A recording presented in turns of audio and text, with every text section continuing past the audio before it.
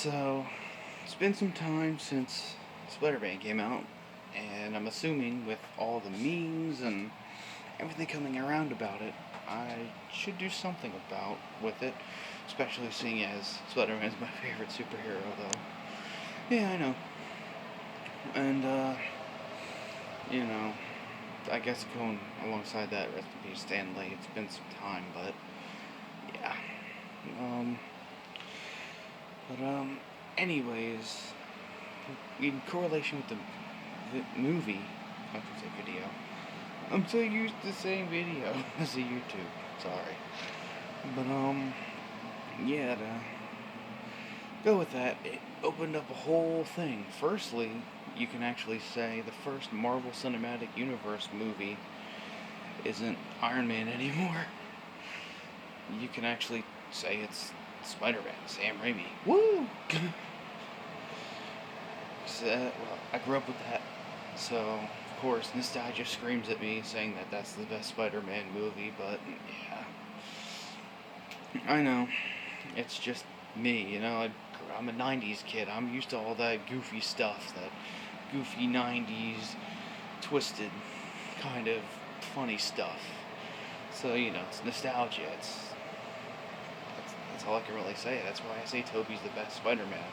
And at least they did really good with all of them in there, actually. Even Andrew. I mean, I didn't really care for him before, honestly. With Andrew, I'd hate to be honest, because I heard, well, from stuff that I read, you shouldn't believe everything you read and all, but just the way how he just up and quit and it's just mean and stuff. That's why I was like, ooh, I'm glad I didn't really care about that.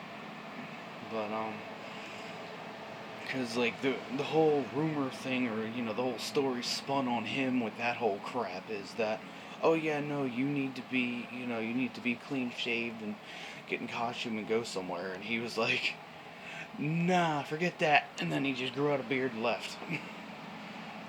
He kept his beard growing and left and said, nope, bye. I'm not doing this anymore. It's kind of like, okay, dick move. I'm glad I never really cared for your films, but beside the point.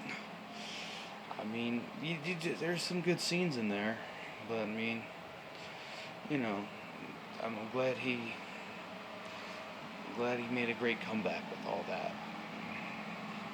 Honestly, deserves it, especially after watching his whole, I was watching their whole backstory and stuff.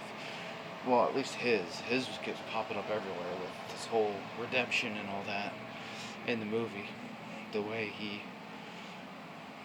should have, screw it, movie's been out, so spoilers, whatever.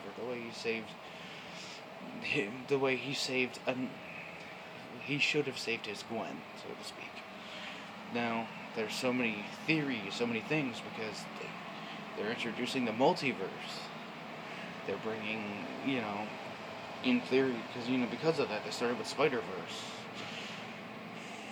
The whole thing with Miles Morales, which is also, now it's technically, I was speaking with somebody, and they were like, oh, now it's technically canon and stuff in the Marvel Cinematic Universe. It's like, oh. So you think, could they do a Miles Morales live action next? I don't know. Would definitely make sense.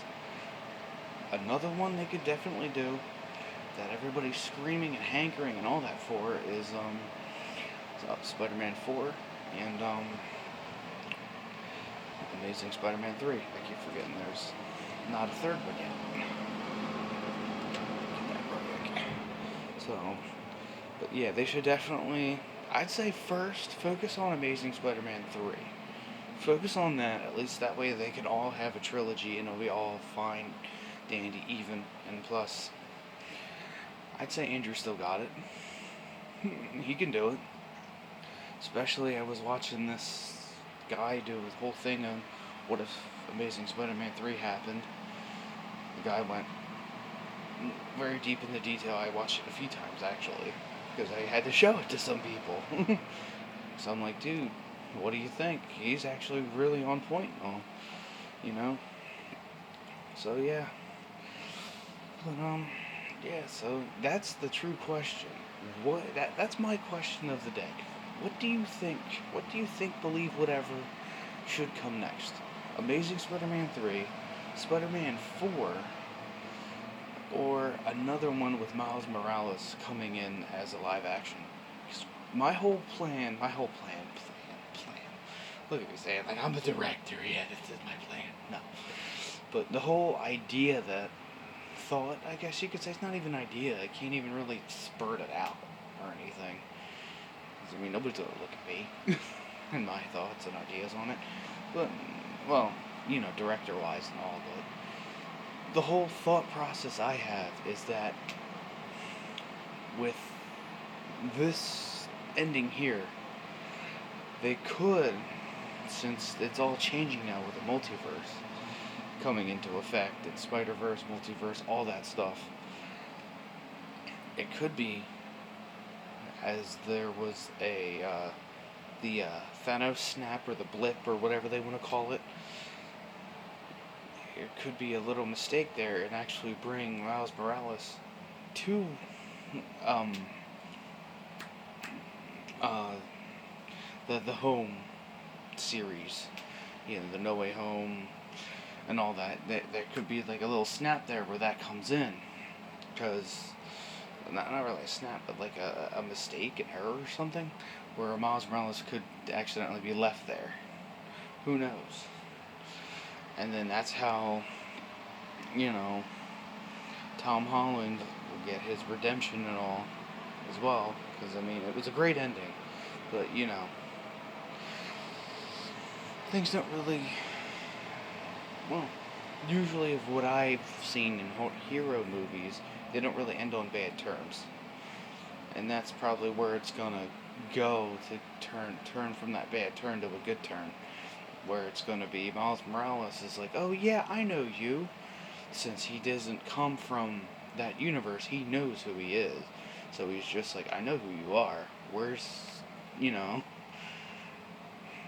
your life at? And he's just like, and that's how it all start, Miles will start, bringing, he'll basically become like, he could become the Spider-Man of that universe, whereas Peter, kind of like Marvel Spider-Man, where Peter just kind of left it to him, in at least Spider-Man Miles Morales, in the story, in the second 1.5 game, where he just left it to him and he did his own life thing, So maybe they could do a spin on that,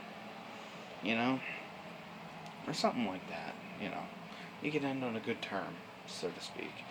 I don't know. It's just a thought process, or just make his own standalone live-action movie, That's fine too. But, the only actual, besides, Spider-Verse itself, is the game, and that's what I'm accustomed to, I guess. That's what I'm kind of relaying it back to. But, but overall, everybody, you have your own opinions and thoughts on everything, but it's kind of like, there's an idea there, you might want to take that and build off, but I mean, if you want to, that's fine. I'm pretty sure I'm not the only one with that idea, or, that kind of thought process, but who knows, they might do something kind of like that. Because the other thing I did want to bring up, since this whole multiverse is being brought in, especially with Doctor Strange and all, a lot of people always, what's the word I'm looking for? Underestimate him. He's actually pretty powerful. But yeah, since it's all these multiverses coming in, I actually jotted down a bunch of stuff and did a tiny bit of research, just a tiny bit. Because technically, the whole thing was, now the first official, non-official, Marvel Cinematic Universe is Sam Raimi's Spider-Man. With the multiverse being ran, everything's being brought in. But I'm thinking, since they're doing multiverse stuff, I mean, the earliest one I could honestly, with the basic research, was Howard the Duck. That was the first actual Marvel movie there.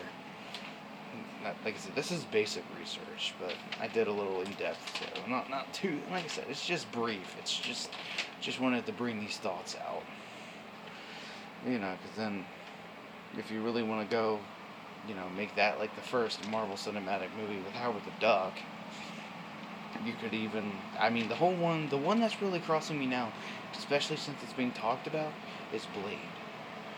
Wesley Snipes' version back in 1998. I didn't even know. I just kind of guessed that, and then I looked it up. I'm like, oh crap, it was 98. What? I had a feeling it was.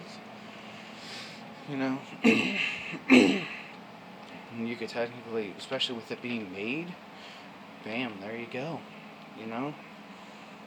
Bam, 98 Blade could be one of the first ones. Even, since it's multiverse in different versions, not forms. I guess you can kind of say forms, versions of them. You could technically count the Captain America from 1979, the 1988 Hulk, 89 Hulk as well. I think they were two different ones. Probably both played by Lou Ferrigno. There's also a 1977 Hulk, too. And then, not to mention, coming back to Spider-Man, the 1977 Spider-Man and the 78, I guess you would call it the Super Sentai version of Spider-Man. If you want to consider, a whole slew of multiverse, Spider-Verse there, coming back to it, It's just, there's so many possibilities. So many. From what I've heard, the Captain America in the 70s was, a lot of people didn't really care for it. Dude, Andrew Garfield, I didn't really care for him. Now I'm just like, dude, redemption. So there you go. You can go up, down, left, or right with all this. You're playing the field very harshly. So you're opening up a whole can of stuff.